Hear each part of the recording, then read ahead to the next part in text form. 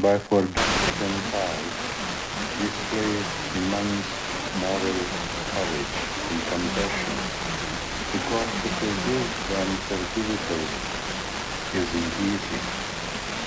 That's from a Zen poem, The Tunnel, featuring Zenkai. We were talking earlier about telling the truth, but what's the role of forgiveness in, I guess, the pursuit of peace and perhaps even justice? Do you want to jump in on that, Brooke? Yeah. Forgiveness is part of conversations I'm having all of the time across these lands now called Australia, with non-Indigenous Christians in particular. As a Christian, obviously forgiveness is part of my Christian practice. But so often non-Indigenous Christians can kind of attack me and others for being Aboriginal when we're asking for truth-telling or for justice, or simply what I call we're asking for love. They say you need to forgive. And I say we have already forgiven. And it's part of my Christian practice. And so I have to forgive each and every day as I walk across the footpath, the concrete, the bitumen, surrounded by these massive buildings here on Gadigal country, one of the first points of colonisation that changed my people's lives forever. And when we look at how Aboriginal people were living pre-colonisation, you know, when you look at a society, you have the social, political, legal, economic, environmental, ecological, physical and spiritual. They were in harmony.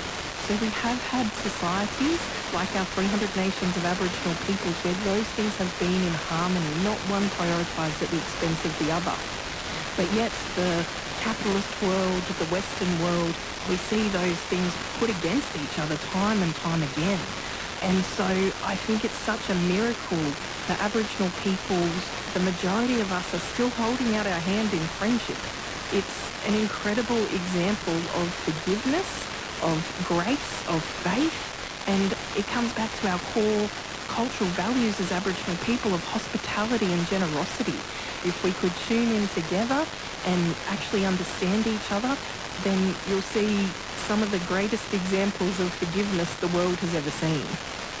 Speaking of examples of forgiveness, Pearl, I wonder what you've learned about forgiveness from the experience of South Africa. Yes, there's been a mission for all South Africans, I think, and it's ongoing because memory is long and trauma can be intergenerational. But at a personal level, for me, I try and, in a general sense, hold a really positive regard and be somewhat unconditional with it. In psychology, we have this approach when we are supporting people in a space that we need to have unconditional positive regard. And I try and do this